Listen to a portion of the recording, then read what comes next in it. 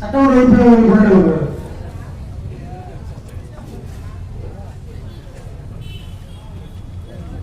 எல்லாரும் வணக்கமுங்க. நீங்க எல்லாம் உத்து பாக்குறது பார்த்தா நான் என்னமோ மேலூருக்கு வந்து பாம்பு பத்துக்குள்ள கையிட்டு பாம்பு பிடிக்கிறதுக்கு வந்த மாதிரி பாக்குறீங்க.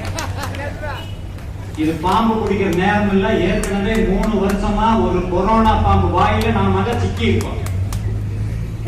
அந்த பாம்பு வேற வாரிசுகளை பெற்று விட்டுட்டு அது வேற நம்மளை வந்து உயிரை எடுத்துக்கணும். இது எதுக்கு சொல்றேன்னா,